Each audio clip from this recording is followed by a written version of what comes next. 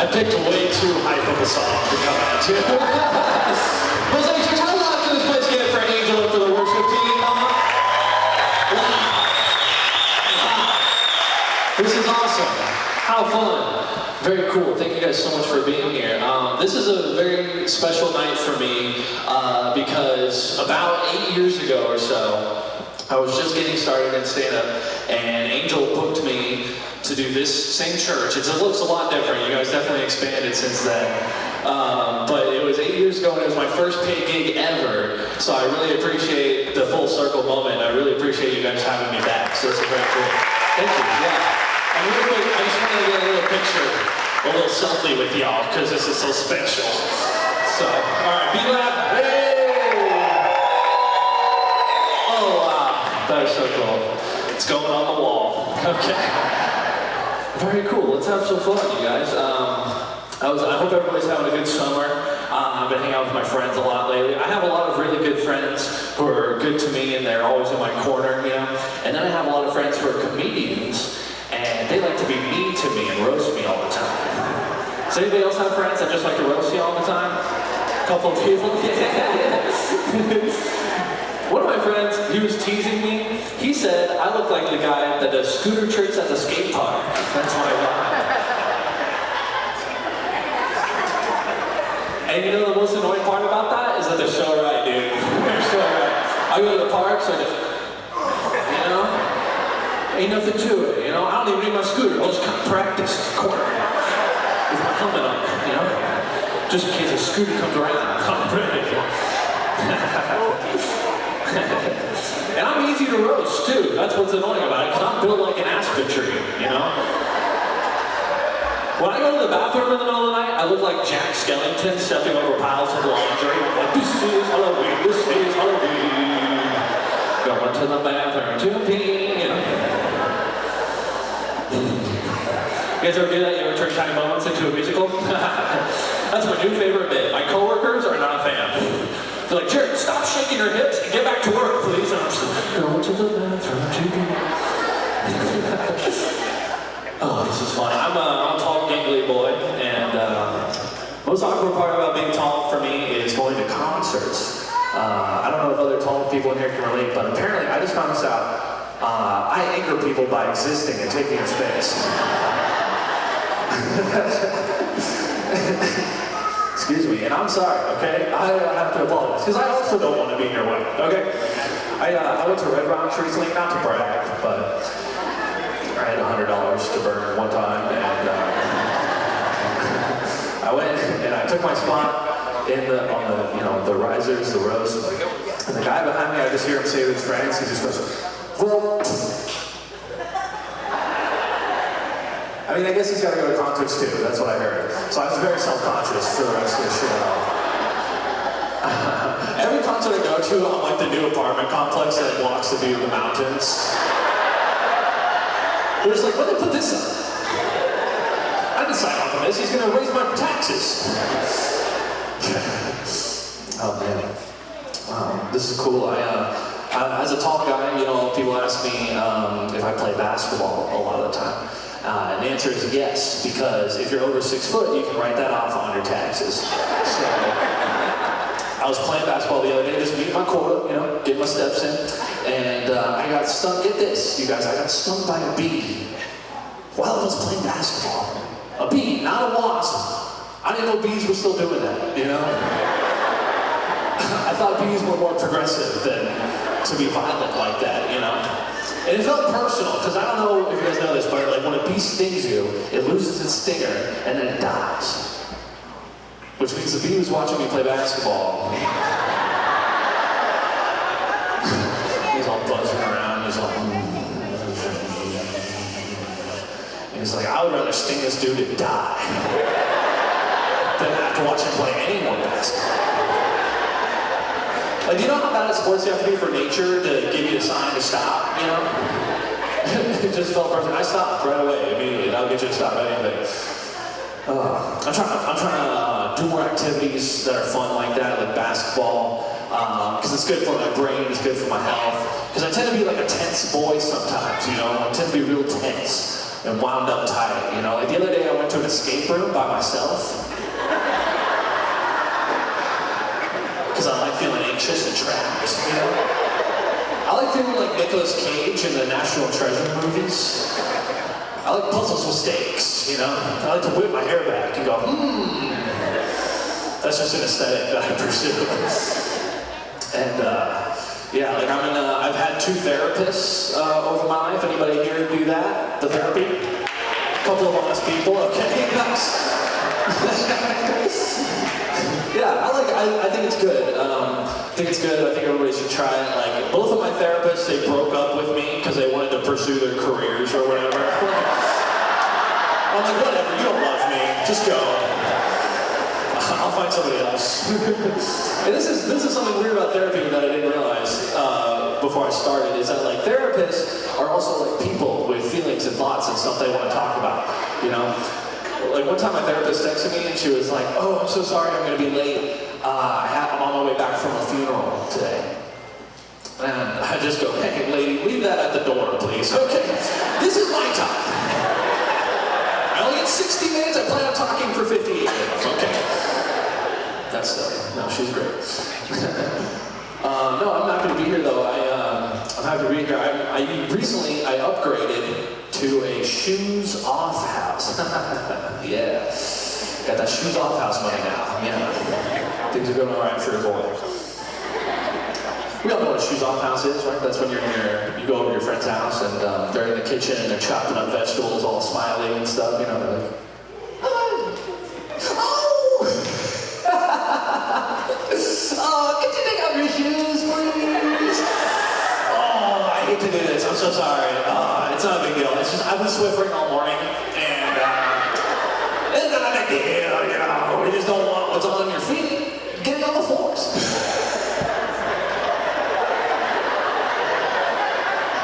Right, it's polite, it's cute, and a little bit pretentious. I like the shoes off house because I used to live in what's better known as a shoes on house, which is a much different vibe. That's when you come to my house and I'm all paranoid in the kitchen, like, oh, bro, you're gonna want to put your shoes back on. No, I'm being serious, yeah. We had a party last night, nobody came, I threw up everywhere, so. It's not a big deal, you know. We just don't want what's on the floors. You don't get wedged in between your toes and stuff. And paper towels are expensive, so I've been cutting up these t-shirts here. If you want to come and help me out. That's a shoe box. So I'm happy with the new place. Oh man, let's see, hold on, let's see what I got here. Just consulting the old notes. My notes just say, be brave, do crowd work.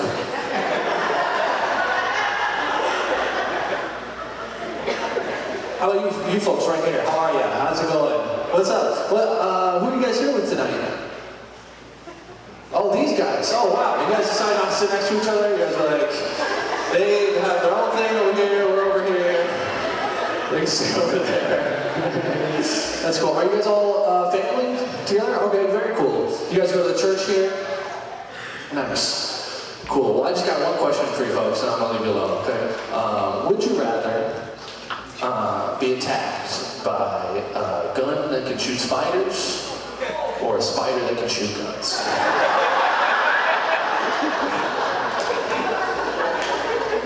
A gun that can shoot spiders? Okay, but keep in mind, the spider is like a Jumanji-sized spider, and he's wearing a fedora, and he's like, let me see you dance, you know? And then the gun that shoots spiders, it's like a bunch of tiny ones, and they explode on impact, and they're all over your body. Yeah. Okay, we're gonna go around the room. You just take your time. No, you want to take the first one? Okay, solid answer. All right, well, I think I nailed that. That was pretty good. Clip it up. That's crowd work stuff. I don't know if you guys have been paying attention to stand-up lately, but it's a lot of that. And if you're not good at it, boy, is it tough. It's a trudge, you know. I'm trying to be, but it's vulnerable, you know. I'm trying to be more vulnerable while on stage. But being vulnerable is tricky because you got to keep it controlled, right? Being vulnerable is kind of like using sriracha. Do you guys have sriracha here in Evans? A couple of fans of sriracha. You guys know on the sriracha, it's got that little twisty cap on it, you know, and it comes out in a nice little elongated tube that we all know and love about sriracha. And then over time, the twisty cap becomes crusted over from abuse and neglect, right? And you know it's open. It's definitely open. You've twisted it all it can be twisted, and it doesn't come out. So you just squeeze it harder and harder until it bursts at the seams and it gets everywhere. We're like, what happened here? And it's like, oh, Jared emotionally spewed all over us. And now he's not allowed to do sriracha anymore. So, you gotta be careful. Thanks for going with me on that metaphor. I know it's a long walk. One guy is just... Nice. I see you, yeah. Me and him are gonna hang out after this.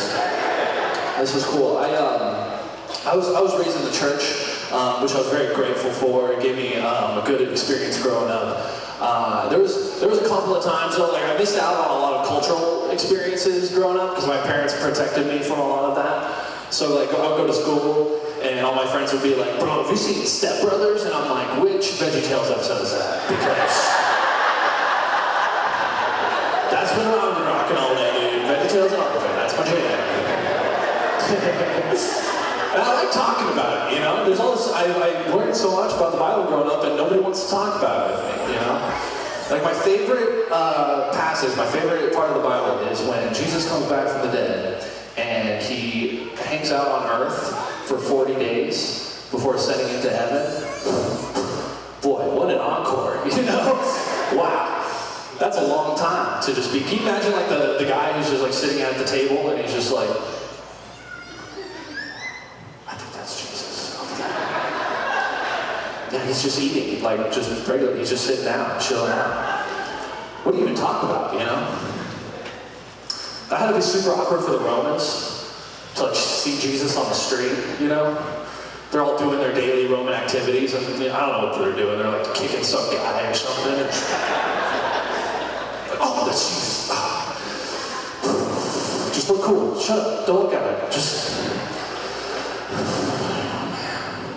don't look at it. Maybe he won't bring up that thing that happened on Friday.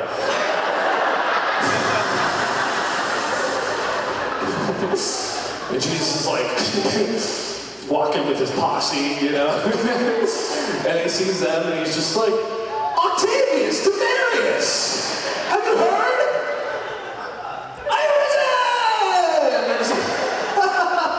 Oh yeah, we know Jesus. Word got out. Don't come any closer, I'll kill you. Nah, I'm just kidding. We all know how that works out, so. Alright, you guys handled that joke pretty well. Thanks for going with me on that one. That was good. I get pretty nervous telling that one. It's one of my favorites. I was hanging out with my parents the other day. My parents live just down the street here. It was actually my dad's. We were celebrating my dad's birthday today, so that was really nice. Yeah, good for my dad. He's 64. Doing well. I like hanging out with my parents because it gets easier to relate to them as I get older. But there's still certain things that are just a mystery to me, like gifts for holidays and presents and stuff. I don't know what to get them. You know, my dad doesn't want anything anymore. You know, he wants like a good night's rest and retirement, and for my car to stop breaking down all the time. That's what he wants. Like a number of years ago, my folks, they got one guy that hit him really hard. He was like, man, dude, if you could see my bills, I tell you what. One year for Christmas, we got my parents iPhones, which we thought was a great idea because we were like, hey, the more information that you guys have, the fewer questions you'll be asking me, right? And that quickly backfired on us because suddenly they had 24/7 access to news and Facebook articles and all these wonderful things that make them anxious. And then they send it to me and it makes me anxious. And that's why I think parent control settings should go both ways, right? Yeah. So that way, the next time my dad is like all worked up over a Facebook article, Jared, did you know that the government? Like, what? Did you do that? Have you read articles on your phone again? I swear to God. They can barely drive. They shouldn't be allowed to vote. All right, here, go to Orange Magnum PI. I know you like Tom Selleck. Go on. 1 hour, then you go to bed. That's just how it goes my parents. They're good folks. They don't know how to relate to me anymore in my family, because I'm not their sweet little boy anymore, right? I'm a sweet little man, okay? And, like, one year for Christmas, my aunt, she gave me 4 tubes of chapstick. What? That's a lot of beeswax for a guy to be walking around with, you know? What am I supposed to do with all this chapstick? I have generational chapstick now. My grandkids are going to be using this chapstick. I don't think I've ever made it to the end of a tube of chapstick before because I can't keep it together enough to just hold on to this thing, you know? It's always getting lost in my seats and then wash. Like, if I wanted to make it to the end of a tube of chapstick, I would have to spread it on my toast every morning. That's the only way. So it makes sense, you know? It costs $4. I'm not gonna let that go to waste. It's also too intimate, I feel like, to be doing in public. Chapstick. I don't know if you guys have ever been talking to somebody and they've just signed that self-care time, like right in the middle of your conversation. They're just like, yeah.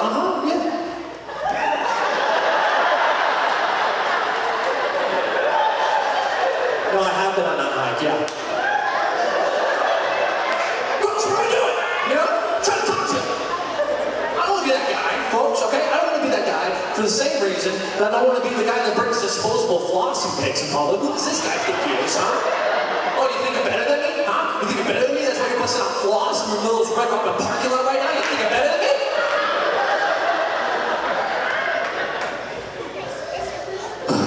So, anyways, I threw all the chapstick in the river because it was too much pressure, too much responsibility. And I know it totally ain't all to get rid of chapstick in Colorado, okay? But I'm a bad boy, I do scooter tricks. So I just do things like that sometimes. I just want to see if it works, if it was plugged in. Okay, I'm going to talk about my dogs and I'm going to get out of here. Do we have dogs? Are we a dog crowd, huh? Yeah? Very cool. My new friends, what kind of dogs do you guys have? Oh, an American Bulldog and a French Bulldog. The first time the American and French have ever gotten along is when Bulldogs get together. I love that. I grew up, my folks, we got 2 dogs at home, right? Okay.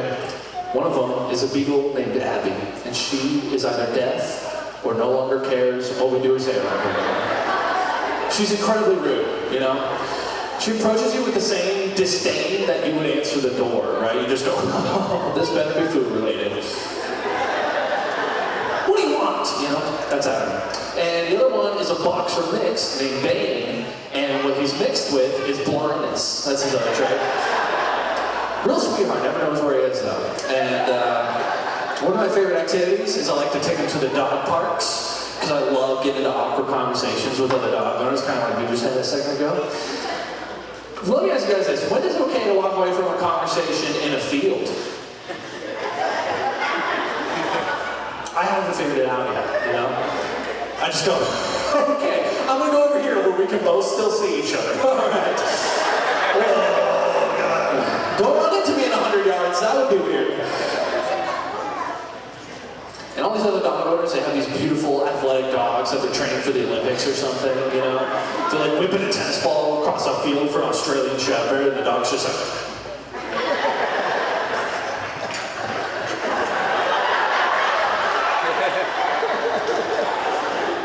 Right?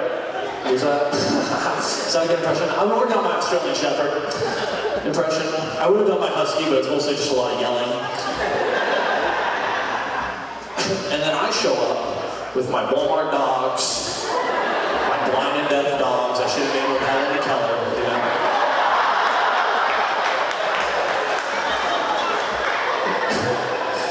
And I always get to the same conversation. I go, oh, wow, what's this creature you brought with you to the field today, huh? And they go, oh, her name's Amelia Earhart, because we rescued her from the Pacific Ocean. And she's a sweetheart. She's an Australian, German, petri dish, cookie dough mixtape. What about you? Where are your dogs? I haven't seen my dogs in like 30 seconds. Right? I turn around and Baby's got his head stuck in a bed. All the other dogs are taking turns humping him, you know, so he can sense it's a beta.